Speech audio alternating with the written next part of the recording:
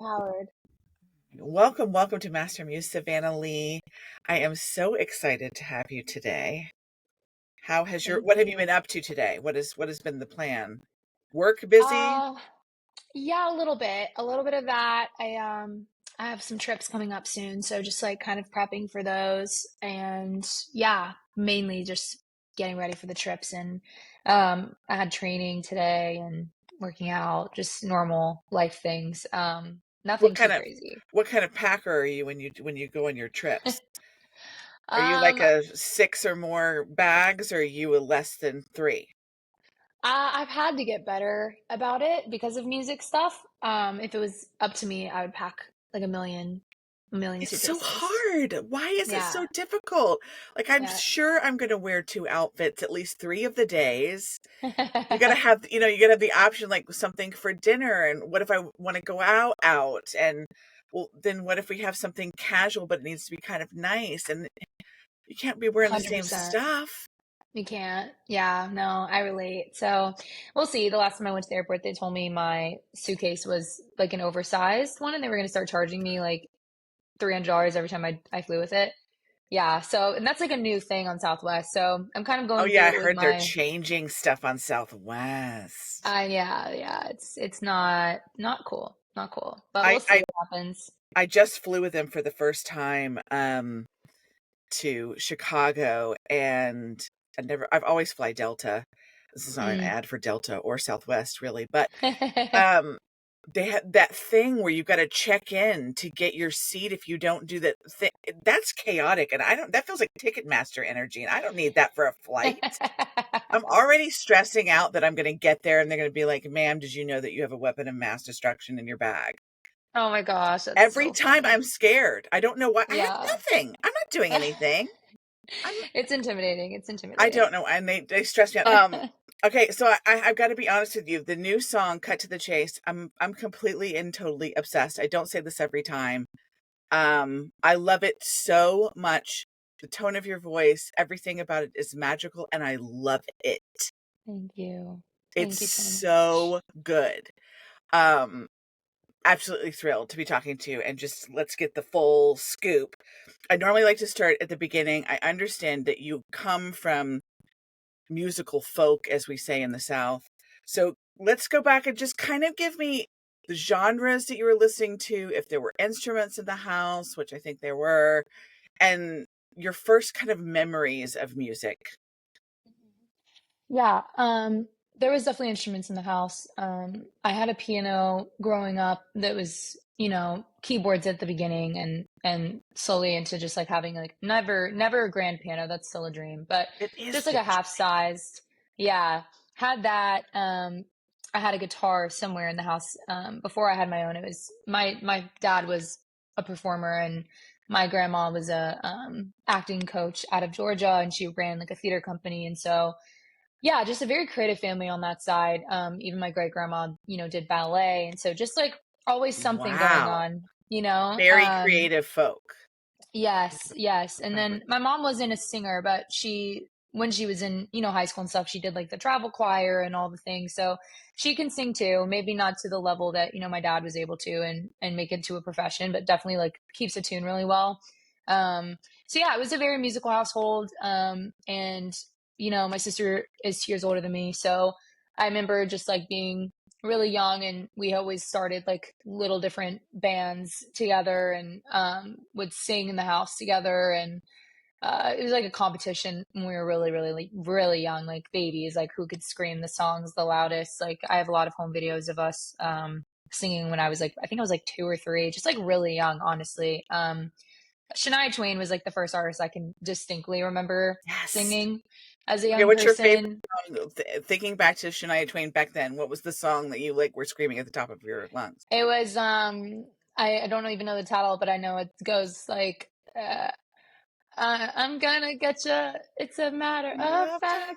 I'm gonna get you. Don't worry about that. Uh, Yeah, that was me. yeah, get you good. Get you good. Yeah.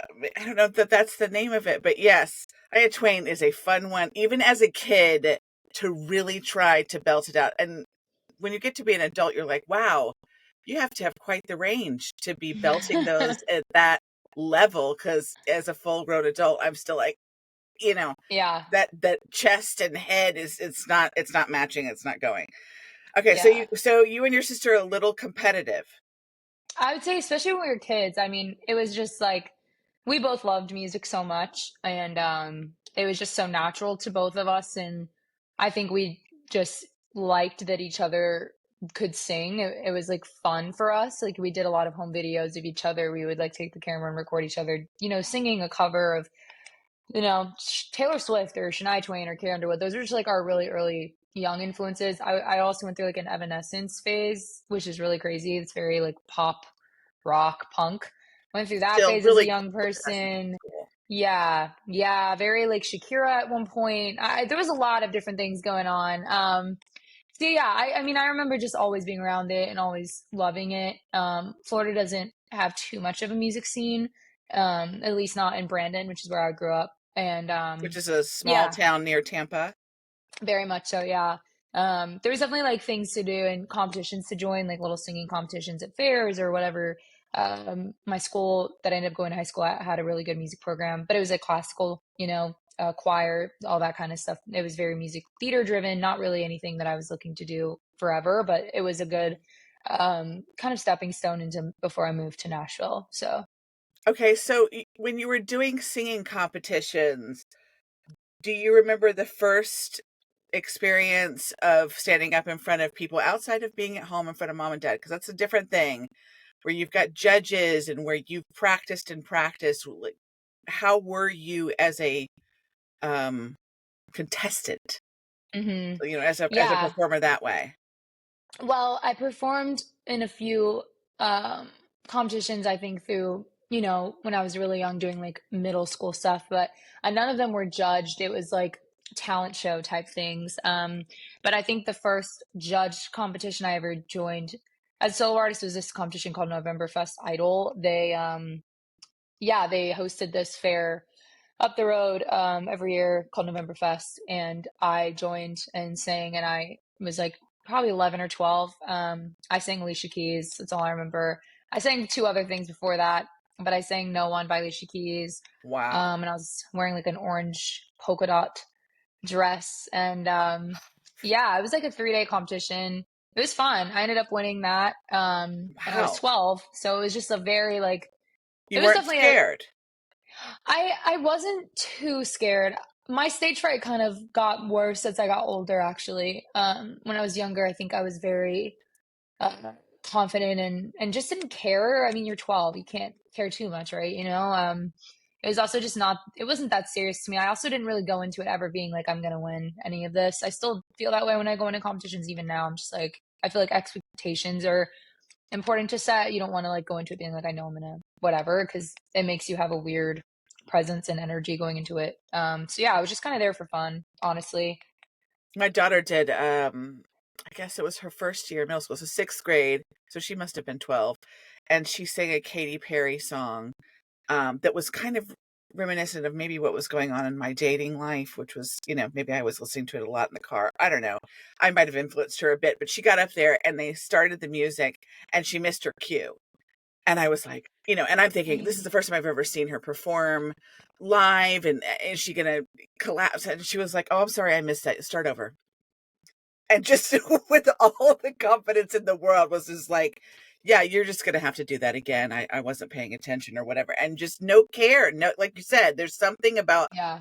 being that age that, well, one, you haven't got a lot of the opinions of the world. The majority of your opinions are what mom and dad think and, grandma and all of them. And they think you're amazing. They think that you're Hmm. awesome. And so you don't let a lot of that in. Then you get older and then people start having opinions or you start critiquing other people. And Sure. then you start going, oh, maybe I have to be X, Y, or Z. So what was your experience in high school? Were you doing the choir thing as well? Were you thinking, as soon as I graduate high school, I'm leaving, I'm packing my bags and going to Nashville? Yeah, my sister and I, as we got older, before I was a solo artist, we were in a duo together for like 3 years, and leading into going into that in like a more professional way. I was, yeah, 16 when we started our duo, like officially, Wow. and she's 18 at that point, so she Yeah. had already moved. So I was still in Florida for the first 2 years of it, doing it from there and traveling back and forth, recording and coming home. And I was still in high school, and I really cared about sports at the time as well. I never wanted to do that full time. I never thought that was going to take me past high school, but I really loved it, and it was something that was super important to me. At the same time, I was doing, travel choir, and there was a choir at my school that you had to audition for every year. You could never just like keep your spot. You had to keep doing it. It was a singing and dancing like travel choir. You would have a partner, and we competed, and I mean it was probably like the best choir in our county, and I loved that. It was the best part of my high school experience. I loved it so much, and I think that was a big stepping stone into kind of recognizing that I could be okay on stage, but I always felt better on stage with other people around, which was always Mm. something that originally I eventually had to obviously work through. But I was a lot more comfortable on stage if someone was next to me, whether it was Lexi, my sister, or my dance partner, who I had for, on and off every year. I would switch partners. But yeah, it was awesome time, and I feel like it kept me excited, and it taught me a lot about harmonies and things that I needed to learn, different parts of my voice that, choir and that type of music, classical singing, is just very different than contemporary. And we would try jazz songs, and like just so many different styles, like even like hymns from like a church. Like we tried so many styles of music, and I think it gave me a lot of variety in that way. But I definitely did know I wanted to go to like Nashville, not only because my sister was there and we were doing the duo thing, but also, growing up, my dad would go back and forth to Nashville. So we had a house up there when I was really young. So I was familiar with it to some level, more than I at least was with LA, or New York. And I kind of felt like those were my three choices for music, like in general, for me to Yeah. choose from. So, yeah, I don't know. I did know, like, as soon as I turned 18, that I was pretty much going to go to the same music school as my sister. Like, it was always kind of like a destined thing. I think I only applied to one college. It was like that set. Um, and yeah, I ended up moving right as soon as I graduated. Okay, well, tell me about, you've got an older sister. Is this your only sibling, Lexi? Yes. Okay, so I have two younger sisters, and I know how sisters can be. It is quite the, or it can be quite the dichotomy between I love you and I can't stand you, and you're getting on my nerves, and you're the greatest thing ever, and nobody better say anything about my sister, but I could say something about my sister if she's really getting on my nerves. I mean, who brought that up to be, was it called Lexana? Or Lexana? Roxana, yeah. Lexana? hmm Whose idea was it? Your sister's idea to start this duo, and was it because you had been in choir, like you're saying, where you felt closer or better being on stage with somebody else, that you agreed to do it? Or was it, whose dream was it more, do you I think? mean, I think as a child, it was always, me, her, and my dad had like videos of us doing like three-part harmonies. And I don't know, as we got older, it was like because we both loved it so much, in different ways, I think our voices were really unique together, more than even if you were a solo artist. It's just like you have a blend with your sister, your, the brother Hmm. harmonies, sister harmonies, that is really obviously not going to be found anywhere else. And so we had that special, I think, thing that, people noticed. And we competed in some stuff together, and we never would like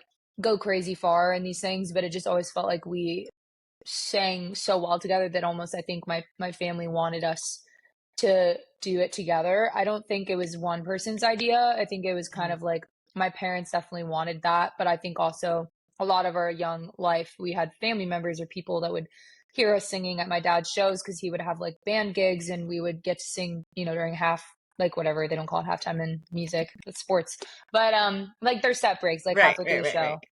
So he would let us go up, and I don't know, I think like originally it was more just like for fun. It was like a sister thing. But yeah, I definitely think it was a little bit more of a parent desire at the Okay. beginning. And I think my sister deep down probably always wanted to be solo. I think I was Mhm. more comfortable um in her, not her shadow necessarily, but almost a little. But like She was, sidecar, like, this is yeah, nice. Like, we're together, and yeah. we She was belong just here. so creative, when we were kids. And always the more like artistic, seemingly artistic daughter. Mm. And I feel like I was a little bit more of the business kid that loved that side of it. I loved social media and I loved like, being in charge and doing emails. And I just really took on the thing that I felt the best at instead of kind of pushing myself, I think, out of my comfort zone, which was like, I was always writing, but it was like in secret. I stopped on and off writing after I was like 12. I had like a notebook and I would write stuff in it, but um I didn't really pick it back up until I went solo. So yeah, I don't know. I think there was a part of me that just kind of felt comfortable in it and didn't want to be vulnerable enough to write my own stuff. And so I just was comfortable in it for sure for a long time. I think Yeah. that sometimes if we put somebody in a category of you're the creative one or you're the super artistic one, my mother is like Martha Stewart. The woman she can make anything, create anything, do anything. She's not musical, really. I mean, she could carry a tune, but she could do anything else. And I remember growing up thinking, well, my mother's creative and I'm not, but I wrote songs. Like I think that's still creative, right? Mhm. And because I put her in that box and took myself out of it, I wouldn't. There were some things that I wouldn't even try Mhm. because I thought, well, I won't be great at them. Well, who is great at anything the first time you do it? But when you have something like a musical talent or you're gifted athletically and it just kind of comes easier for you, I think sometimes it makes it harder to kind of step out of your comfort zone and go, maybe if I practiced it, maybe if I did it a few more times, I might get better at it. So, what was the point at which you got in Lexana where you guys were like, okay, I don't want to do this forever. And you put out 3 songs that everyone can readily find today and listen to. Mhm. Also really beautiful. Um, what ultimately made you decide to go solo? I think when I moved there, I was there for about a year before we went solo, and What year was this? 2019-ish was the Yeah, year right that we before the kind of pandemic. stopped. Yeah.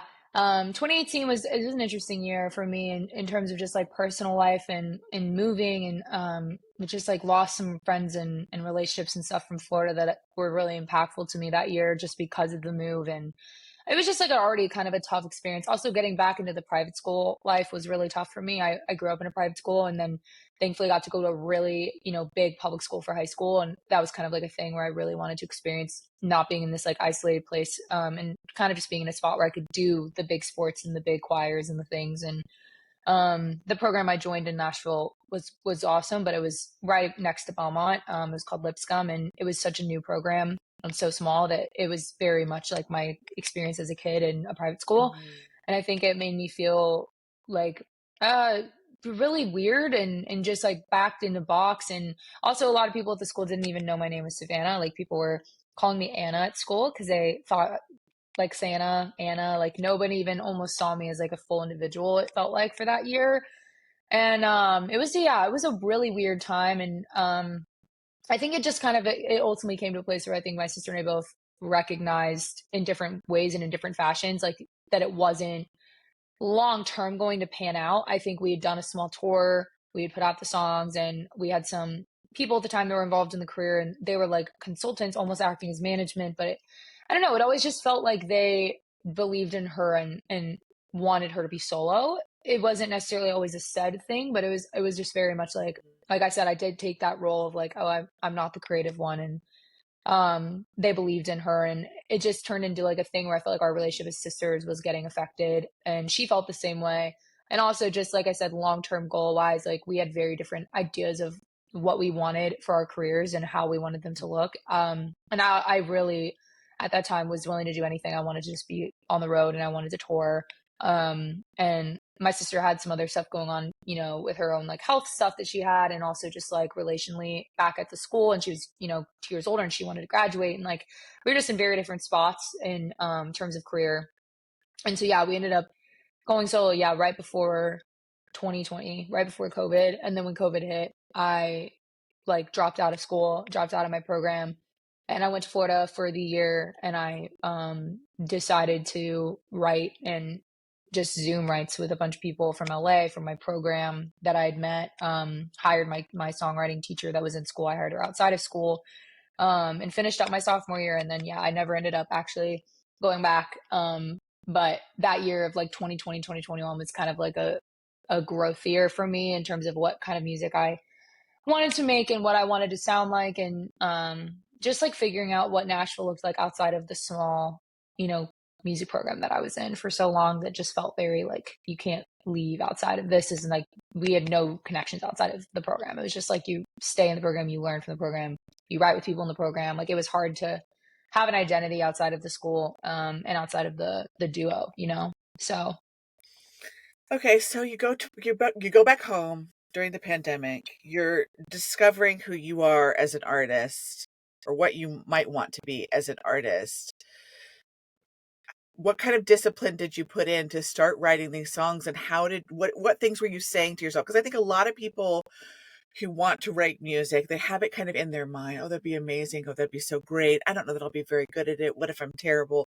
What if nobody gets it? What if just all the what ifs that you roll around in your head? What were the things that you had to say to yourself to kind of empower yourself in that time frame to write and to share? Because I mean, you said before, like up until you were 12, you're scrawling away in a journal by yourself and not sharing, I'm not really that person. And now you're trying to be that person. What things were you saying to yourself at that time? um I felt like I had a lot to prove at that time.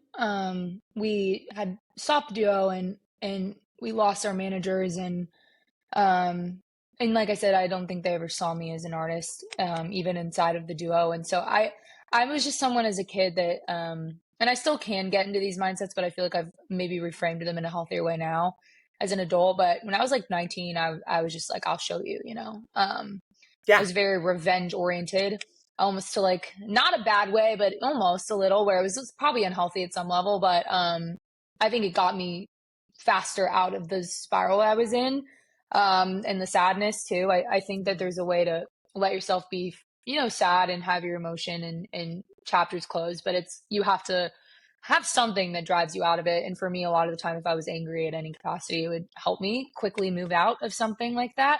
Um, and I just wanted to just be free. I felt like when I was out of the school, I already had this huge weight lifted of I have more time now, and I the time that I at the time it felt like a waste of the time that I'd spent in the duo. And I now looking back, it definitely wasn't. But when you're in it, you're like, oh my gosh, I just spent 3 years chasing down this specific career path, but this is so not, and now I have to rebuild and restart. So I think I was just I had this like sense of urgency, and excitement about what I was going to sound like and who I wanted to be. I didn't even really think too much about other people, and I've always been someone that kind of can compartmentalize things well. I feel like I definitely don't ever, at least as a young person too, didn't really sit there and worry too much. TikTok wasn't really a thing at that time either.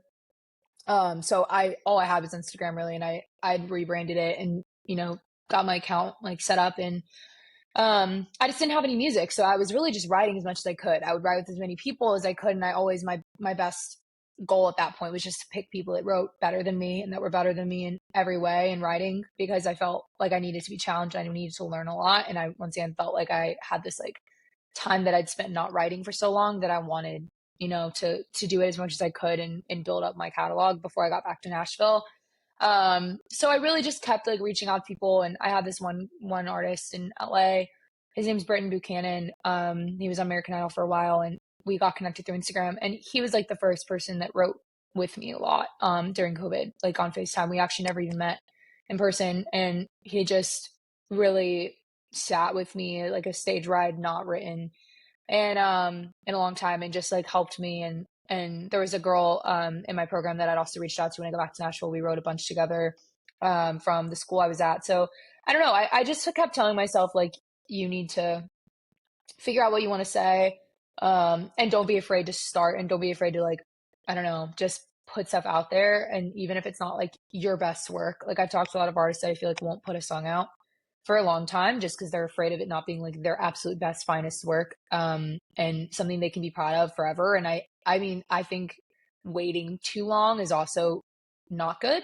There's obviously a value in like, caring about what you're putting out and wanting it to be good, but not everything is ever going to be perfect. And the stuff I put out when I was younger is just a stepping stone that obviously led me to like later music and the things that I've been putting out the last couple of years. So I don't know. I'm never like embarrassed about the things that I put out when I was young. I'm just like, maybe I don't resonate with it anymore. But at the time, I meant all the stuff that I wrote and I said, and like I said, it just like kind of led me to other connections and other music and other producers and things.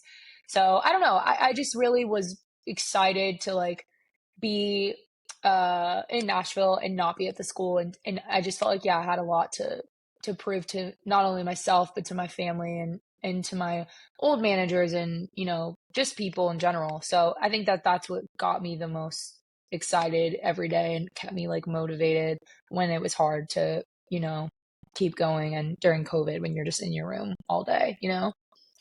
It's a big motivator for me. I totally get that. I don't know how to turn it into a healthy thing. So if you've got tips, please share. Um, because I've had people say things to me in certain parts of my life when I'm struggling with a certain thing, and they go, "Oh, well, you're just da whatever," and I go, "Oh no, I'm not." Watch that, and then it turns me into this beast where I'm like, sit back and watch. Hmm. You just go Hmm. ahead. Yeah. With all of your judgment and all of you sitting on the couch doing nada and everything that you have to see, watch what happens now. Hmm. And good, bad, ugly, and different, it is a motivator.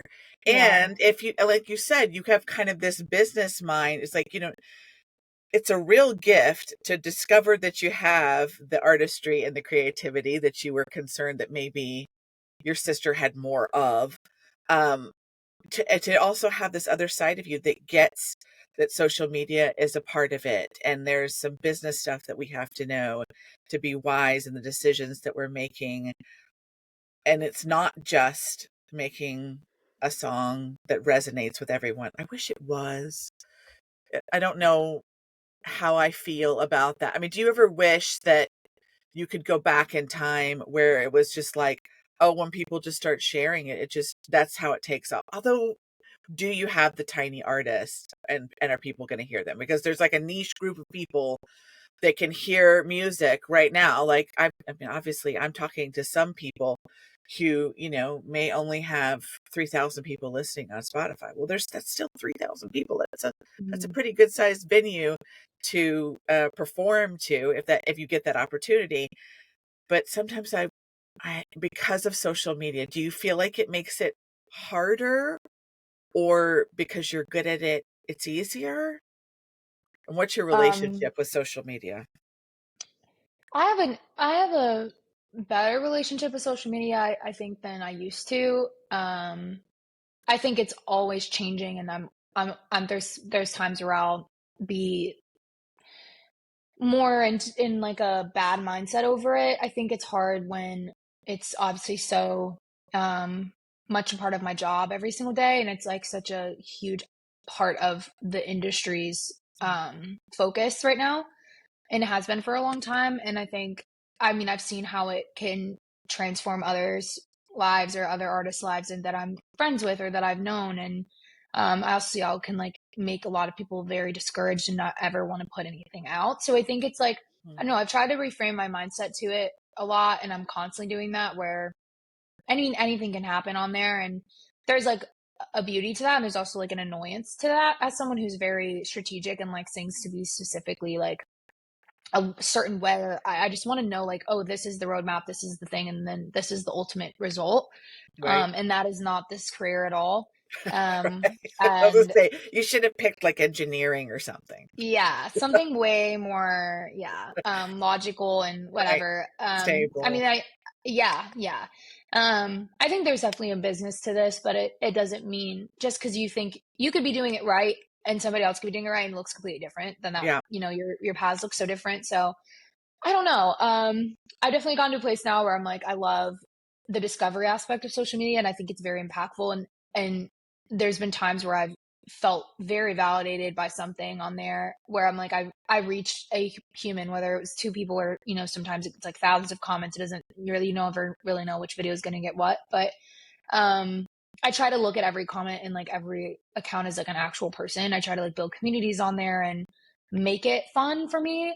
I try to give every platform its own kind of like specific world. I feel like they're all different platforms and they all have different things. So I try to, view it in ways like that where I'm like, okay, Instagram feels like more of my, artistic creative visuals go here that are high quality, but TikTok feels more like the place where I'm just like chatting with a friend and I can have that side of me Mhm. out and just try to give it some fun and some like challenges too. I think it's like challenging, which I like. I like to feel like I have to, kind of crack codes to things. But of course, there is the negative side to it where I'm like, I can sometimes get on my phone for so many hours a day editing or posting or responding to things that I get discouraged or something, and imposter syndrome can come in, or you can start comparing yourself to other people that you look up to, that you think have something going that you want to have happening for you too. And you just have to have better boundaries, I think, with it, if that's something that you're dealing with a lot. And I think I was dealing with that a lot, like right when I got off the tour that I just went on. I think when I got home, I was just like, oh my God, I was so productive last month. And now I'm just sitting here and like, oh my gosh, what about the next tour? And oh, this person just got this. And like, you just start spiraling and wanting so much more because you just had so much. And then you don't really appreciate what you currently, are experiencing or the wins that you're having. It's really easy to like get off track with that if you're obsessed with your phone. Which I've gone through periods of that too. So I don't know. I try to have better boundaries. I have, time limits on my phone at night. As my managers always tell me, if you want to respond to a viral anything, if it's viral and it has thousands of comments coming in, take 30 minutes in the morning and 30 minutes at night and get off of it during the day. And so yeah, just setting boundaries with it. But I do think it's one of the, I mean, sadly right now, one of the most important aspects of an artist, especially in the developing stages career. But it just sucks. I mean, it's such a monster. I mean, even for the stuff that I'm doing, it's like to be the age that I am, and for a person who really hated social media in every single possible way that you could. I had everything locked down.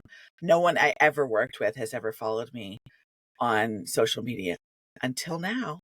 And now people can find me doing all kinds of crazy things, talking about all that. I'm like, I cannot believe I do this. But I want to be able to talk to artists. I want to do it. So because I want to do it, I'm willing to sacrifice a little time, a little goofiness, a little planning, commenting back, liking every comment, looking at what people are saying, trying to make them feel like, I want them to feel like they're on the journey with me. It's like, it's such an Mhm. amazing thing because anybody that you like that makes you feel that way. Liza's doing an amazing job with that right now with her Lizzo IRL. Like, she's at 125,000. I'm in the group. I feel so cool, because she's talking to just us. It's followers only, and we're in the Mhm. group, and it could be so many more, and it's strategic, I'm sure, and it's planned, and there's a business to it.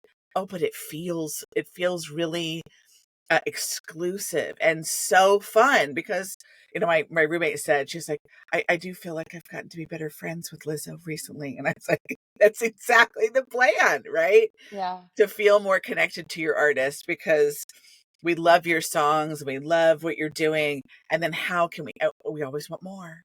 How can I have a little bit more of Savannah? I really like the song. What did it really mean? What was the date really like? Where did you go? What restaurant was it? Or what? All of the detail. We've got to know. We've got to know. Tell us. It's terrible sometimes, and also fun because you get to connect with these people who are connecting with the thing that you created. Right. Which, wow! And then they come up to you and be like, "I've been watching you on TikTok, and I love everything." They're losing their breath and they're sweating and they want to hug you and can I get a picture and can you sign this thing? When that started happening, and I don't know, it may have happened to you in different stages. What was that like when people recognize you from TikTok or come up to you at a show? How have you handled? I say this with such kindness and grace, feeling like a thing and not always like a person because you are Savanna Leigh, who Mhm. just released Cut to the Chase. It's this thing. So how have you dealt with that side of it and try to keep yourself in a nice and grounded, touching grass place?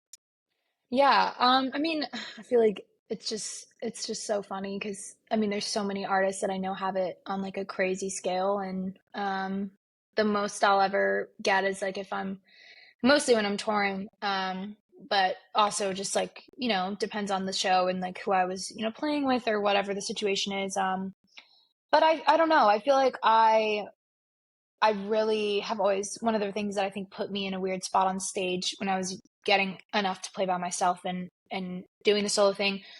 I think there was an issue with in my head where I was like I almost felt like I didn't deserve the praise in a way, and not because I didn't want them to love the music. I did. Um and I was happy about that and I wanted them to connect to it. Are you good? You're okay. Okay, good. Um but yeah, I don't know. I just like part of me was like I wish it could just be about the songs and not about me at all. Because there's a level of like uncomfortability if you're not someone who really loves the attention aspect of performing. I just wish it was about the songs. But that's not possible, like you're attached to the music, and you are the product of the music and the brand and everything and all the hard work that goes in behind the scenes that for me I have like a strong like long list of people that I feel like really have like done a lot to support me, and I've had the same manager since the beginning, and just I don't know, there's so many people that are doing so much, but you're the thing that's associated with everyone's hard work. So there is a level of like I just used to get really uncomfortable on stage because I felt really seen and very vulnerable, and the music's already vulnerable enough as it is, but then for me to also feel like they're putting anyone is like putting you on a pedestal, you just don't feel like you deserve to be there. Like in my head I was always like I'm just a very normal girl. I still feel this way when I'm on tour or anything does Right. really well for me. And I think I'll always have a little of that piece. I hope I never want to get to a spot where I don't think that way or that I think any way other than that. But I just want people to relate to me in a way that's like authentic. And so I try to stay that way in every aspect, even if I'm out, if I'm talking to someone after a show. I've gotten a little bit better about saying thank you. It used to be really hard for me to receive Right. compliments and receive like any affirmations or anything like that. Um yeah, I think it's a work in progress, and I think if it got to a scale that was like bigger or crazier, and I mean my life is so normal, I can go anywhere and do anything and I'm chilling for the most part at every situation. But if I was at a place where I started to feel like I go outside and I was getting like seen or noticed, I would hope that I would still feel uncomfortable. I would never want to be like, yeah, like this is what I like deserve, because I don't think anyone deserves anything. So I try to stay like in those mindsets and just remind if someone ever comes up and it says something like where they're just like crying or so happy, excited, I'm like I appreciate it, and I try to just be like as normal as possible. Like let's talk about It's a literally weird anything. it's a weird thing because what do you say? When I think about it all the time, when I think about my favorite artist, and I think about having an encounter with him, and I think your music changed my life. No, I loved your song such and such. No, I'm so glad that you do the thing that you do because it really is. It's impactful, and you're making change. Okay, I mean, I feel like I sound like a weird commercial, or I sound like the person that says the same thing every time. And you want to say something that's so unique that they'll remember it forever. And I haven't had a lot of these experiences where I've talked to many artists. And what I find myself do, I just blabber anything. I just tell them the first thing comes to mind. I'm very squawky and very loud, and if I get an opportunity, I tease them, and I cannot believe what I do. And I thought, well, that is what you do, Heather. I mean, I saw James Corden heading into a concert at the Forum, and I squealed at the top of my everything. Oh my God, it's James Corden! Like, just so loud and so high, and I terrified his entire family. And it's just because I wasn't anticipating that the car in front of us while we were walking was James Corden and his poor family. I'm like, I just want to send like a note to them and be like, I'm so sorry. I didn't even know I was that person. Like, it's so embarrassing. Like, don't. don't do that to people. They're just people. Like the and who, and I don't mean this in a negative way, but like, who the hell is James Corden? Like, what is he? Just he does what I'm doing. He talks to people, which is great and wonderful and whatever. I'm just saying, like, who's a more regular Joe than James Corden? Anyway, so I feel for the people that want to approach you and say your music is so important to me. And then I also feel for you as the artist being like, what the do you say other than like, thanks. How are you visiting from out of town? Like, it's just like, what do you say? I just don't even know that there should be like more. I mean, it's like to be yourself with a stranger, especially if you're not a person who just like walks up to people, which I am that person. But if you're not the person who goes up to strangers in the street and be like, wow, this weather's been crazy, right? Yeah, how about the, whatever, whatever sports teams? Is that the New York Mets hat? Yankees? See, I don't even know. That's what would happen. I would be like, is that the Mets or the Dodgers? I don't even know the hat you're wearing. It's New York, right? Yeah. Which would start a whole ridiculous conversation. Then you'd be like, that lady was insane. Um, so I imagine it's hard for you as an artist to maybe not be as extroverted and still making this thing. And I do think that there are people who get to do music like Sia, who didn't want people to know her face, who didn't want to be stopped in the streets, who just happened to be this really amazingly talented songwriter and uh, performer. Who was like, I don't want any part of that life. I think now we could recognize her, but at the time I thought that is crazy. Why wouldn't you want people to know who you are? You're so talented. Now I get it. I'm like, oh, all these artists, like the majority of you are introverts, which still blows my mind.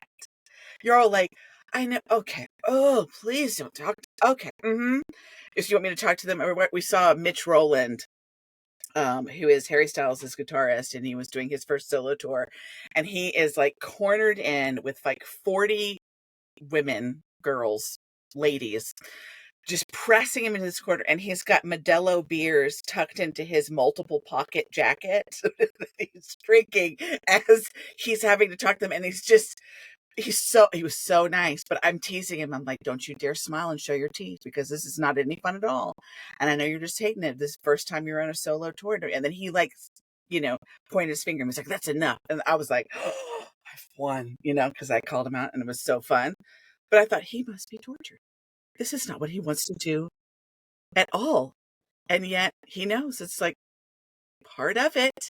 And so he's, got his pocket full of Modelo's in order to make it through. Okay, that was a long little diatribe about that. But uh anyway, okay, where do we go from there? What else do I want to talk about? Okay, so in 2023, you released 8 songs, Mhm. a fair amount of songs. 2024, I've read in some places that something was happening when we ended up writing Mason Street. Can you talk to me about where you were between 2023 and 2024 as far as your writing and your creative process? Yeah, 2023 was right around, I mean, that project had been done in 2022. I had written everything then. Everything almost was like a year ahead. Um, I met my management 2022 in January. And yeah, we ended up, starting off together with those songs done, but not fully produced yet, just like have them written. And she kind of jumped in and started the project with me in a more of like a developmental stage then. So yeah, 2023, I put out that project the way I see it, and it was kind of like a stepping stone into, I guess, where I was trying to go musically. I kind of went really pop at the beginning, probably because I was in a country leaning duo with my Mhm. sister, and I wanted to be in a place where I felt like more authentic in the way that I created, and I felt like my voice had always been very pop leaning, and just like the music I loved was pop leaning. Um, but I think I found more so as time went on that I wanted to find a way to blend the world of like I'm not country at all in terms of my voice or just like my style or any of that, but I do think that the beauty of storytelling is something that I learned from country music and growing up on that. So I really wanted to find a way to combine the organicness of country music and the instruments and blend it with pop and in that world, and that was the goal. So I think 2023 was still more so my pop leaning project.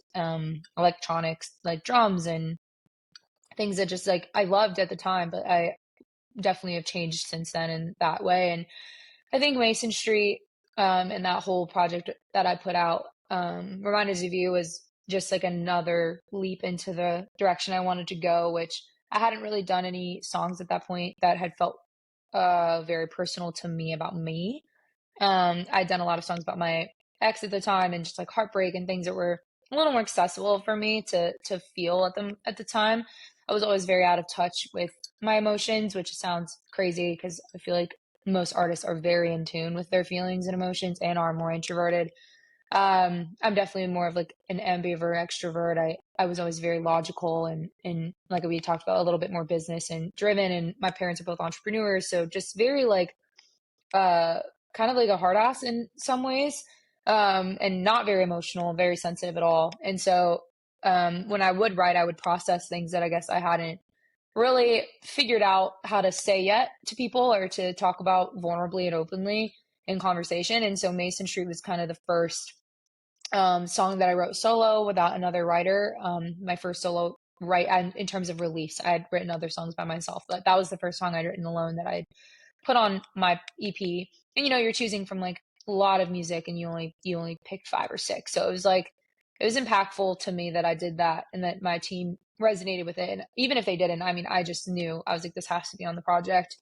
Um, and it was just kind of a song touching on like my mindset at the time and feeling like an adult, but feeling alone and just like living on my own with my friends, with leaving school, and just an accumulation of kind of like not feeling very sure of who I was anymore, and feeling like a lot of things from home had kind of shifted. And like parents had gone through a divorce like 2 years before that, and I was 21 when that happened. So I was an adult when a lot of stuff started to kind of massively shift. And I like the duo thing, I was 20. So it was like all in those early 20s that I just felt like there was a lot of shifts happening.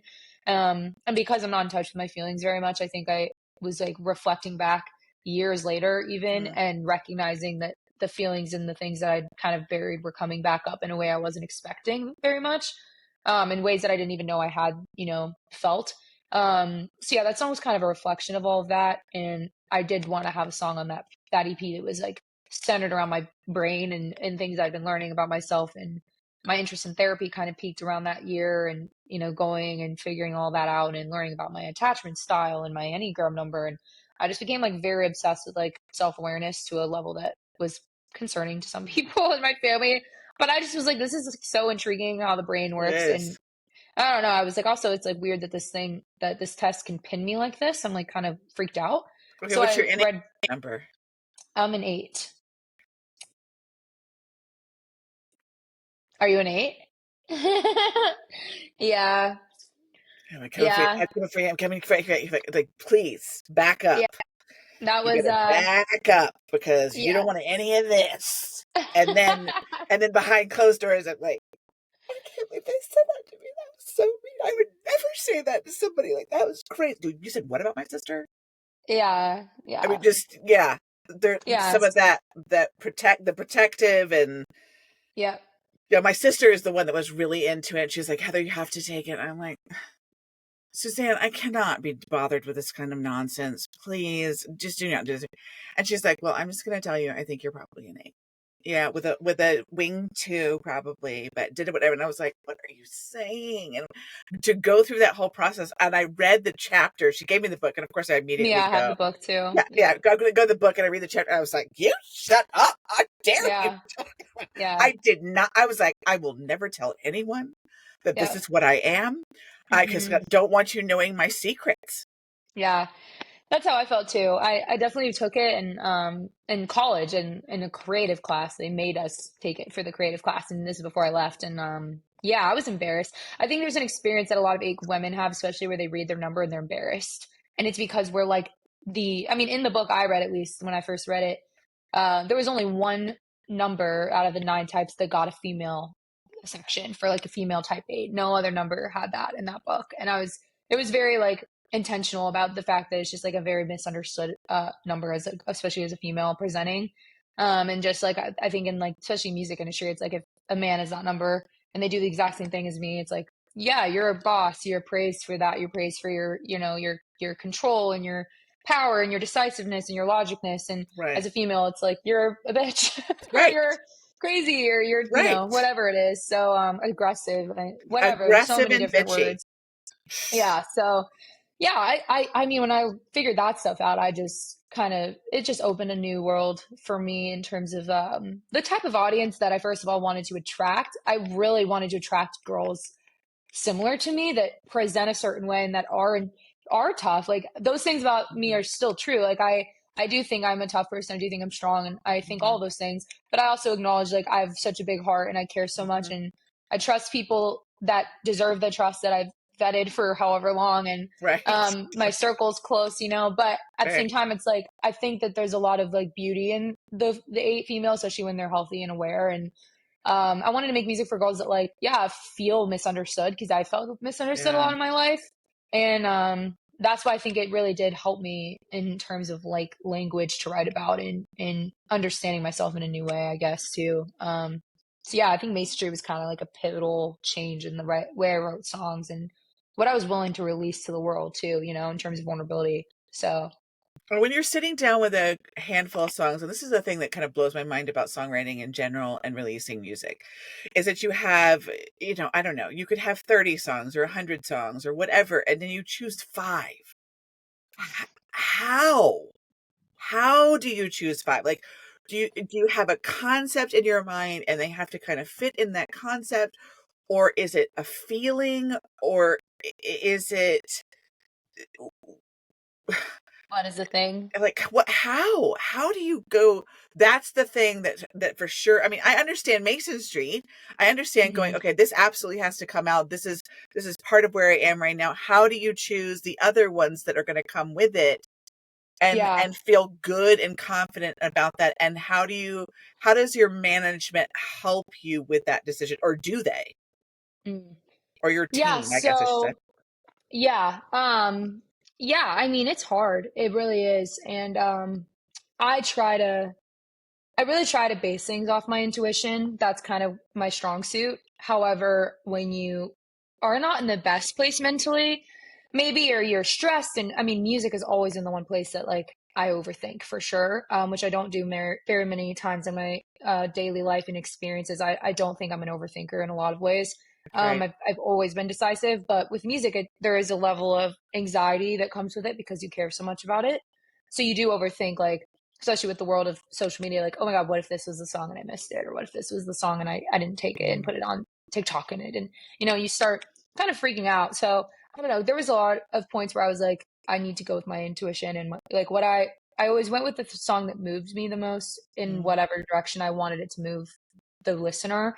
Like if it was a sad song and I had a purpose behind it, which every song I ever, you know, write and release has like a story behind it that's true to me a lot of the time, or 99% of the time. I don't think I've ever written a song that like wasn't truly applicable to me at the time. Um, I, yeah, I don't know. I like really tried to base it off my feeling when I heard it back for the first time in a demo or and during the session when I was writing it. And not only that, what songs make the most sense sonically together. There were some songs where at that time especially in 2023 and 2024 even, but mainly 2022, 23, I was working with like a lot of people. I felt like I was in like session dating and I was, you know, working with a lot of producers. And so I would get a bunch of demos back and they were all very different. So I kind of had to like lock in on like, well, who has the most consistent production in this? What songs am I the most proud of in terms of lyrical content mainly and storytelling first? And then who can turn them into cohesive project. And I would try to stick to like one or two producers, at least for Reminders of You. That's kind of the time I started being very intentional with like who's working on the songs. But yeah, I mean, it takes a lot of different things, and I do care about people's feedback. I do at that time, especially got my manager's feedback a lot more on the creative than I did for this current project that I've been, you know, releasing. But yeah, at the end of the day, it was always like Savannah's decision, and we're like support you, but they would give input for sure and just be like, oh, this resonates with me for this reason or this resonates with me for this reason. But they also always knew the deeper meaning behind what was going on with me at that point, or with my life in a more personal way. So it was easier for them to also connect to certain things and be like, oh, this is what I think makes the most sense in terms of story. Like I do track list everything that's released on any DSPs with an intentional meaning behind each reason why. Like something is track one versus track five.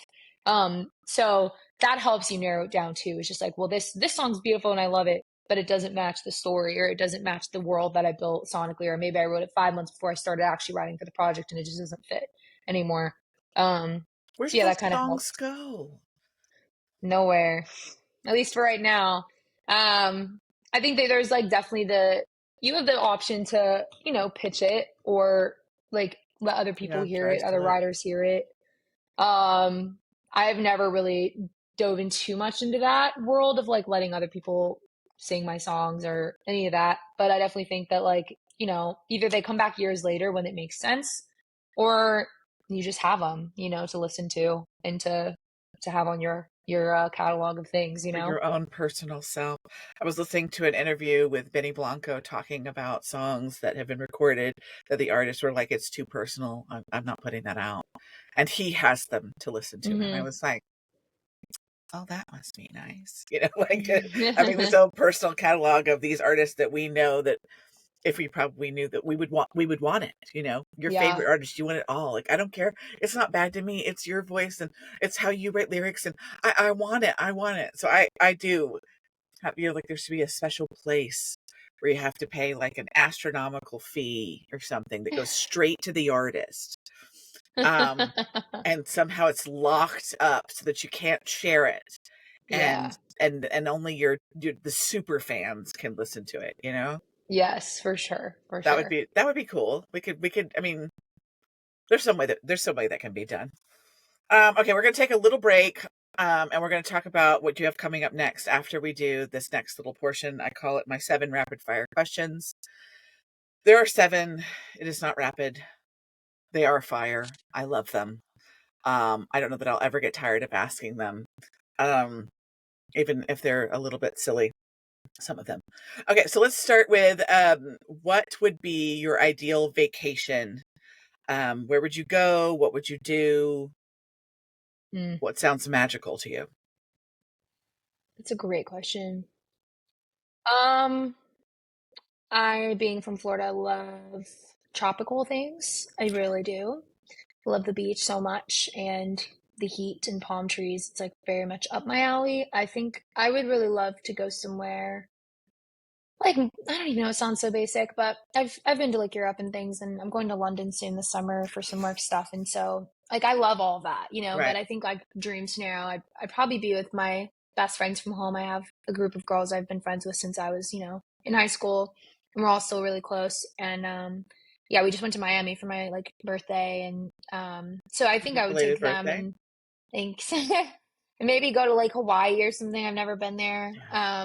And just like be maybe on like a little mountain bungalow type vibe, or even one that's like near the water, but like near the mountains and Yes, just we be could with do both. them. Yeah, and be near the city to where like my friends and I grew up, going like Latin dancing together and things. So just somewhere where you're able to dance. I love dancing. And just like go out and have dinners and swim and just be like happy, maybe do like some kind of water activity, but maybe just not like being just like in the water. That's scary, but maybe like jet skiing or parasailing or tubing, something like that. That's probably what I would say. Yeah. Okay, that's a good answer. I like that. Um, Number 2, favorite concert you've ever attended, somebody else's, and a concert that you would like to attend, an artist that you're dying to see in concert. Oh, one of my favorite concerts ever is probably Gracie Abrams. Oh, Probably her Good Riddance show that she did in Nashville at Marathon, or even when she did the This Is What It Feels Like tour. She did the Basement East in Nashville, which is when she was smaller.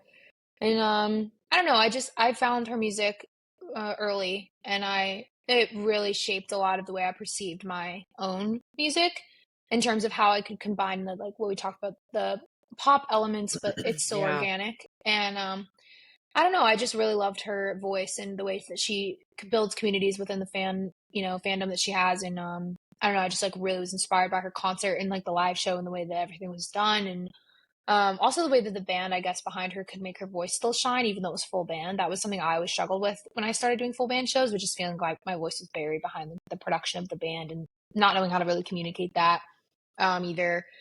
So yeah, that show is probably one of my favorites. And then I'd say I really do want to see Noah Kahan in concert, like really bad. I love his music a lot, and I've never gotten to see him play live, and I just feel like those concerts are so amazing. And I also really wanted to see Coldplay, and I got tickets, and then I ended up booking a show that same night in Nashville, and I indeed have to give my ticket away, which is so sad. I mean, of course, I'm so grateful to be playing a show here and opening Right. for an artist that's amazing. So I'm like, I'm happy for sure, but it's a tough situation. I'm like, my best friend's going, and I just have to give her my ticket to give it to someone. But they were also like a dream bucket list, and I mean, it's Coldplay, and I've heard their concerts are insane. So, Yeah, I did get to see them. I've seen both Noah and Coldplay.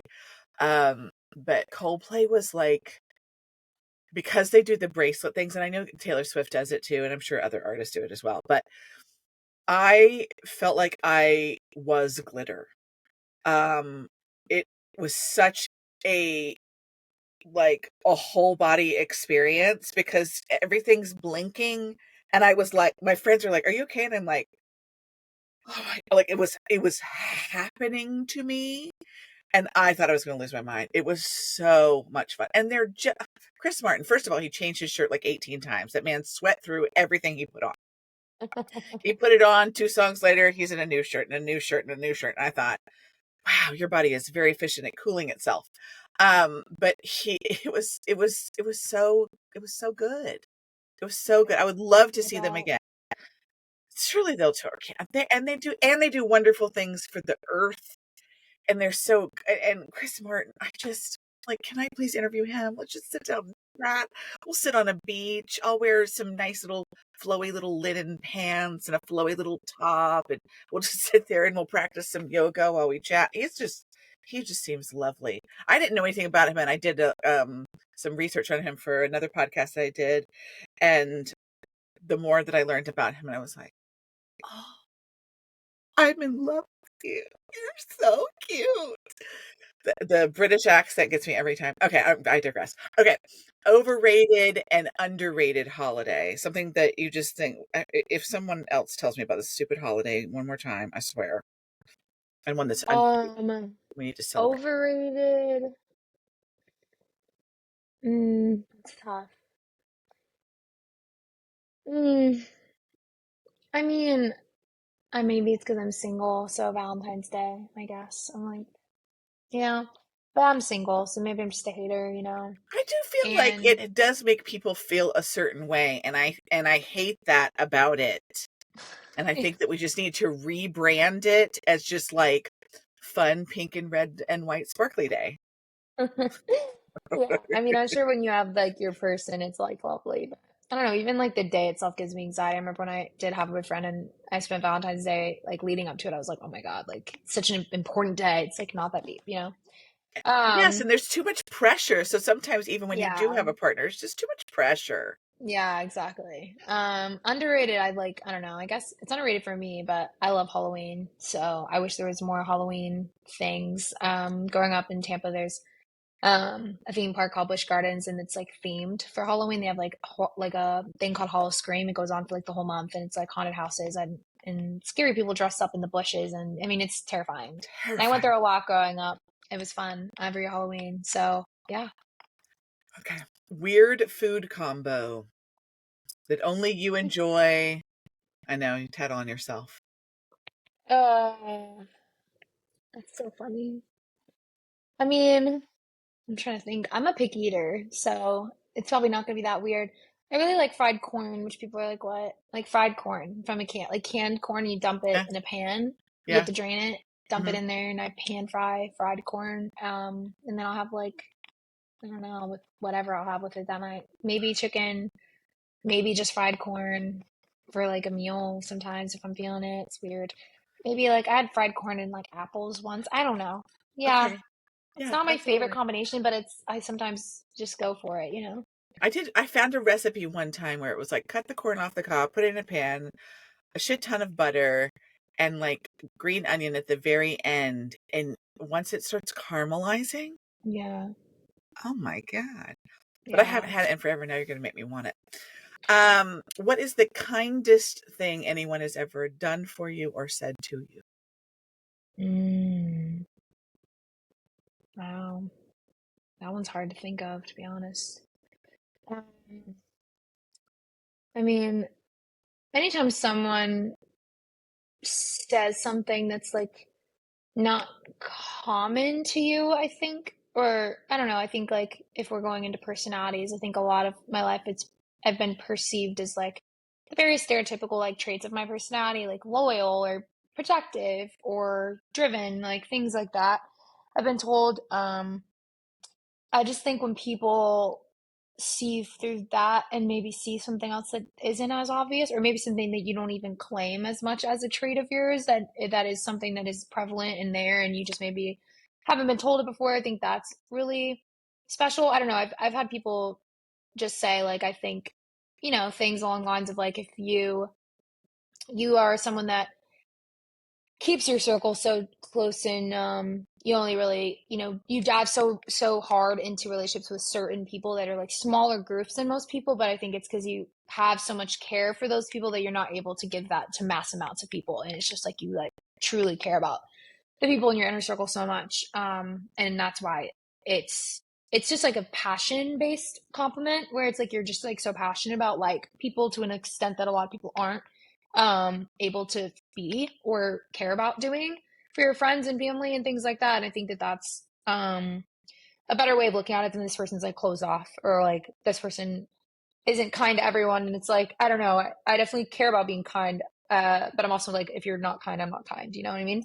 Um, Same. yeah. I'm as So nice as you are. yeah, exactly, However exactly. nice you are, I'll give that back to you. But if I get some Yeah. unpleasant energy, get ready, Yes. buckle up. Yes, exactly. Yeah. And I'm words of affirmation too. So like in terms of love language, and my best friend, I was her maid of honor at her wedding like a month ago, and she made me like these open me when box letters for like when you're sad or when you're this or when you're this. And yeah, she knows me super well. We've lived together for 3 years, and she just knows me and the things that are important to me. And words of affirmation, obviously, is one of them that also is very like non-stereotypically innate thing. Like a lot of people are like, "What? You care about words of affirmation?" And I'm like, yes, but I don't tell everyone that. So Right, because she, then you could hurl things at me with your words that would also really yeah, hurt me.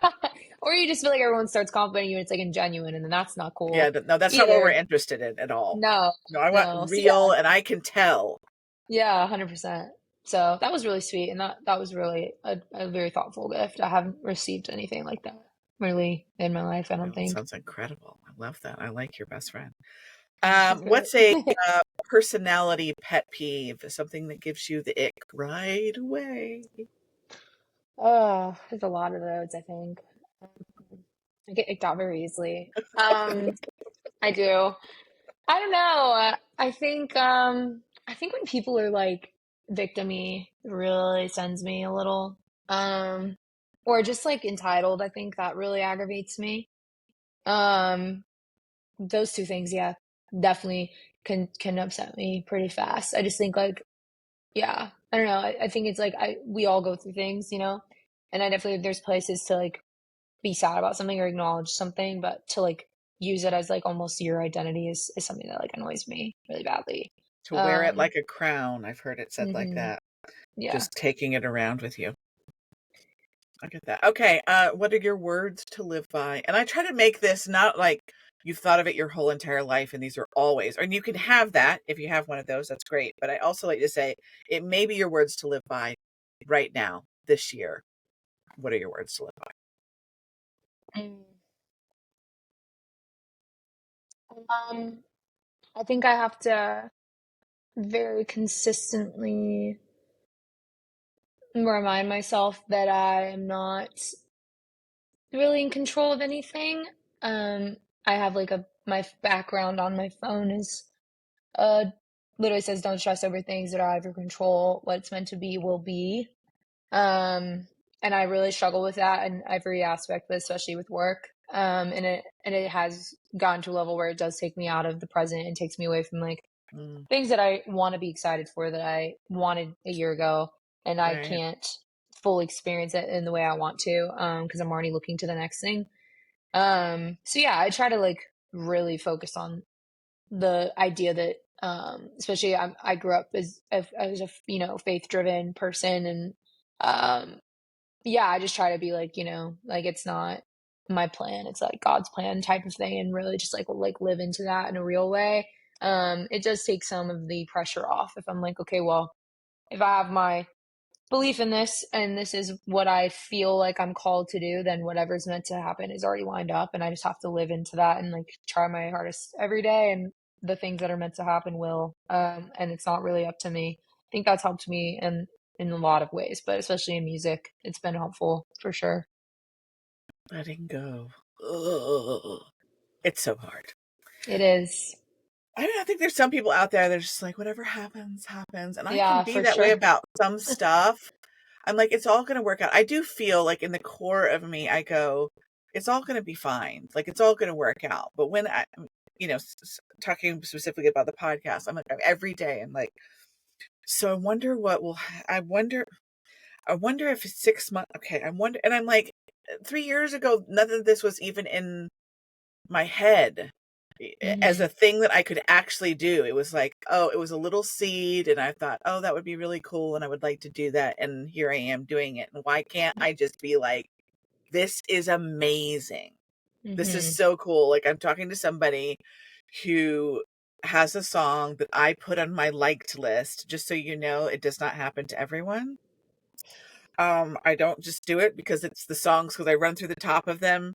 And so it's whatever the first 5 songs are going to happen over and over and over again until I add another one. And then it's that, and it just Yeah. keeps whittling itself down. And I have other playlists, but that's the one I go to because it's whatever I'm obsessed with at the moment that I have to hear.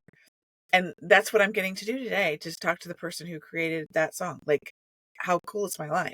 That's crazy. I'm just a middle-aged mother of four who lives in Georgia who doesn't know. What do I know? Nothing. Um, it's so fun. I love it so much. Um, okay, those are the 7 questions. Uh, First of all, thank you so much for taking the time on a Friday night to chit chat with me. I really, really appreciate it. You have been absolutely delightful. Thank Um, you. I love that we're both the same Enneagram number. I feel um seen, and also I hope I'm hidden because nobody's going to look it up, and they're not going to realize, they're not going to get into it. They're not going to be typing it into their thing. They're just going to move on and just focus on their own stuff and listen to the other things that we talked about, because I don't want to get into that. But still super fun. Um what do we have coming next for 2025? I know that is the new album's name You Don't Exist Yet? Is that the EP's name, or is that just one of the songs that you have released this year? Just one of the songs, yeah. Okay. Yeah, what's coming next hopefully is, we have some shows coming that aren't announced yet, but that are confirmed. So some stuff coming for the summer, in terms of some shows, and some new songs for sure.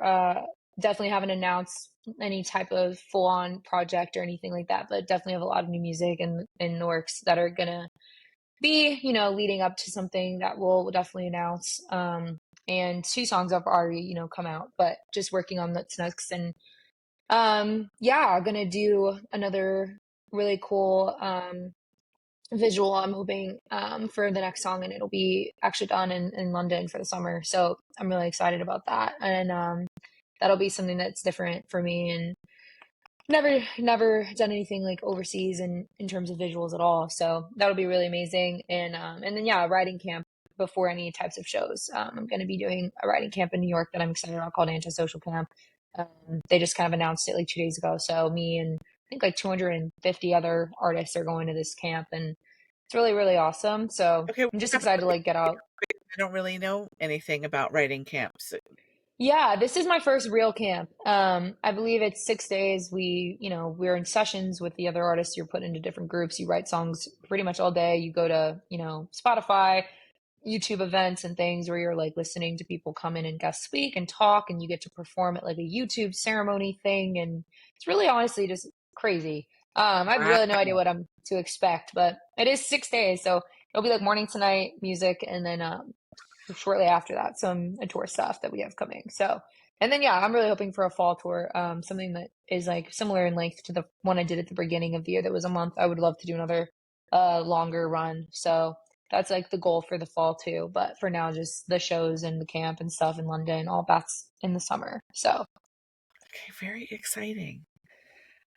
Thank you again for being here. I do hope that as you move forward in your career, that you continue to find the right people that you need to have in your space who encourage you to stay grounded and create balance in your life, and that you continue to discover how to be vulnerable in a way that makes you feel a little uncomfortable, hmm but willing to do it, and that you keep putting out songs that resonate with your audience as you're creating a community, and then we just get to see more and more of you in the future. It's just been divine and lovely, and I thank you so much for participating.